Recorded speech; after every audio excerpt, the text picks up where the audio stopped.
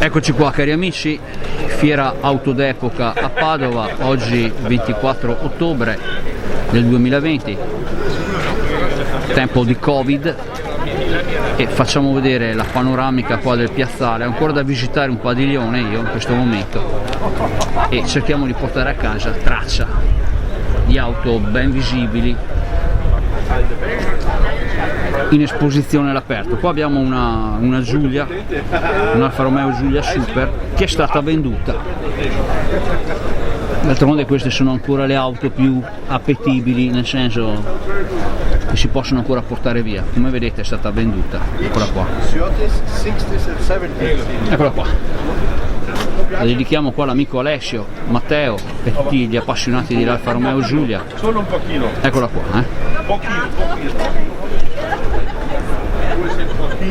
Pochino, mi spiace. Targa nera, Roma, interni neri, tenuta bene. Salute, grazie mille. Qualcuno ha fatto l'affare qua, se l'ha portata via, Vediamo un po' se è aperta.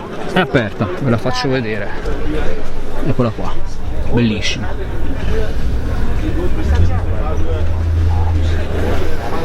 E niente, andiamo avanti. Poi abbiamo qua una BMW 2002, eccola qua, in questo bel colore blu, non dico proprio blu intenso, ma di bel colore, del 72, eccola qua. Unico proprietario, qua dice tutto originale, libretto ok, e anche questa va in memoria per gli appassionati delle BMW. Eccola qua, 2002. Poi abbiamo qua questa bellissima Lancia Flaminia, che la dedichiamo al nostro amico Abramo, appassionato di questo genere di auto e non solo, un costruttore di pezzi. Eccola qua, Lancia Flaminia, targata a Genova tra l'altro, onore ai liguri. Adesso vi faccio vedere anche il davanti. Questa Lancia Flaminia coupé Pininfarina del 61, il cartello dice in ottime condizioni. Salutiamo la nostra Jo che ci manca e andiamo avanti. Questa Porsche 928, vabbè dai, ci sono Porsche migliori. Poi andiamo su questa BMW 2000 Tilux, unico proprietario, dice rarissima, auto rarissima. Eccola qua. Questo è un po' quello che si offre Padova al piazzale esterno. 90 km originali del 67, questa Tilux. E poi vicino, ma adesso ve la faccio vedere anche dal dietro, eccola qua. E poi vicino alla BMW abbiamo il classico GT Junior, eccolo qua, 1300, sprovvisto di targa, qua non si sa perché, comunque è in vendita anche questo, restaurato hanno detto e tenuto molto molto bene. Eccoci qua,